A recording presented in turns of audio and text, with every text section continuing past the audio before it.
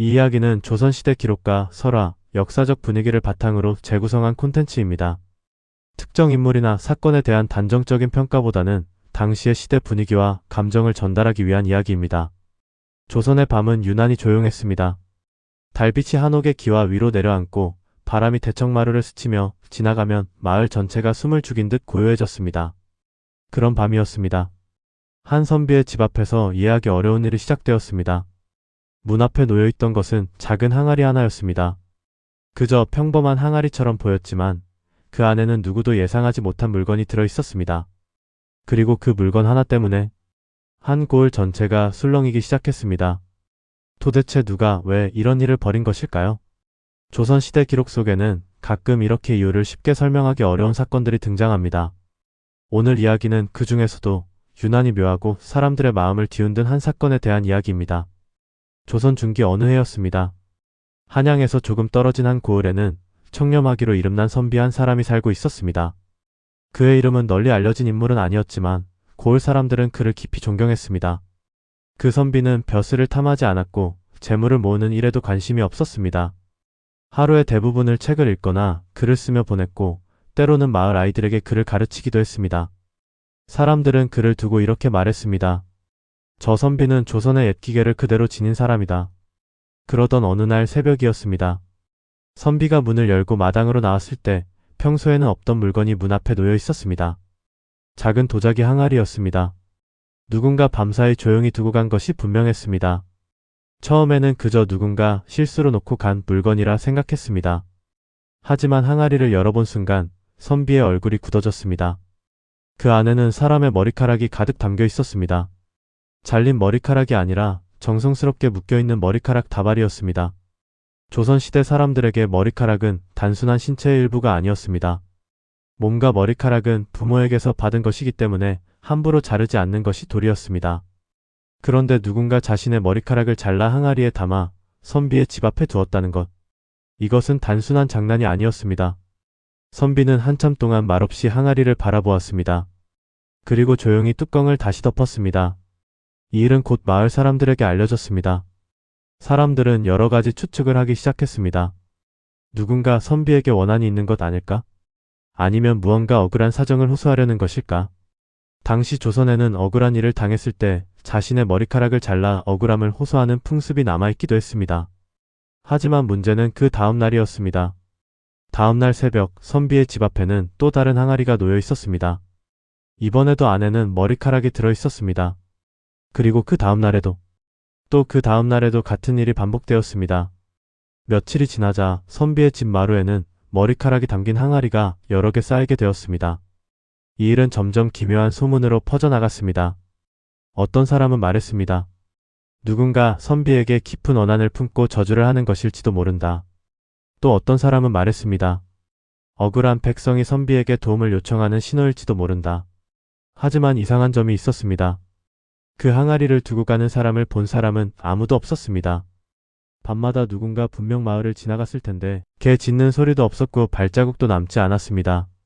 사람들은 점점 불안해지기 시작했습니다. 그러나 정작 그 선비는 크게 동요하지 않았습니다. 그는 마루에 놓인 항아리들을 하나씩 바라보며 조용히 말했습니다. 이 머리카락에는 분명 누군가의 사연이 담겨 있을 것이다. 그는 그날부터 밤마다 마당에 등불을 밝혀두었습니다. 그리고 그 등불 아래에서 조용히 책을 읽기 시작했습니다. 마치 누군가를 기다리는 사람처럼 말입니다. 며칠 뒤의 밤이었습니다. 달빛이 흐릿하게 마을을 비추고 있을 때였습니다. 선비의 집 담장 밖에서 아주 작은 발소리가 들렸습니다. 누군가가 조심스럽게 다가오고 있었습니다. 잠시 뒤 담장 너머로 한 그림자가 나타났습니다. 그 사람은 항아리 하나를 들고 있었습니다. 그리고 문 앞에 그것을 내려놓으려는 순간 마당에서 등불이 밝아졌습니다. 선비가 조용히 문을 열고 서 있었기 때문입니다. 그 순간 그 그림자는 크게 놀라 움직이지 못했습니다. 등불 아래에서 드러난 사람은 놀랍게도 젊은 여인이었습니다. 그리고 그녀의 머리는 짧게 잘려 있었습니다.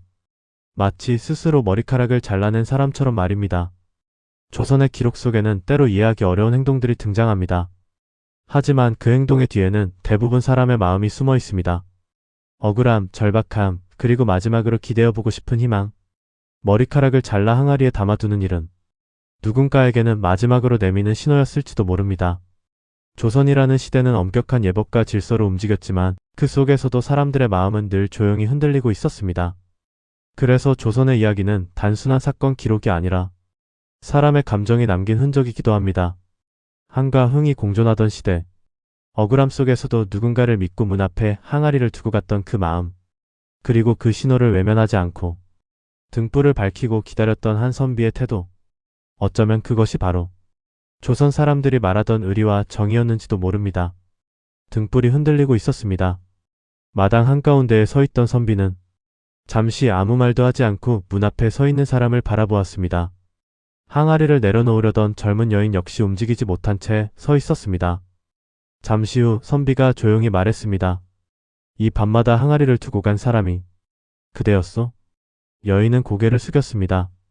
짧게 잘린 머리카락이 달빛에 스쳤습니다. 조선의 여인에게 머리카락은 평생을 함께하는 것이었습니다.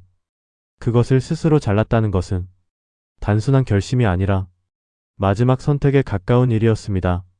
선비는 그 사실을 알고 있었습니다. 잠시 침묵이 흐른 뒤 여인이 떨리는 목소리로 말을 꺼냈습니다. 소문을 들었습니다. 이 고을에는 억울한 사람의 말을 끝까지 들어주는 선비가 있다고. 선비는 아무 말 없이 등불을 조금 더 가까이 가져왔습니다. 그 불빛 속에서 여인의 얼굴이 조금 더 또렷하게 드러났습니다. 지쳐 있었고 오랫동안 잠을 자지 못한 사람의 얼굴이었습니다. 여인은 천천히 이야기를 시작했습니다. 그녀의 집안은 원래 작은 농가였습니다.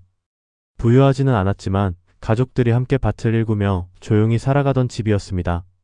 그러던 어느 해, 고을에 새로 부임한 아전이 있었습니다. 처음에는 평범해 보였지만 시간이 지나면서 마을 사람들 사이에 이상한 일이 생기기 시작했습니다. 세금이 갑자기 늘어나기도 했고 없는 죄를 뒤집어 쓴 사람들이 생기기도 했습니다.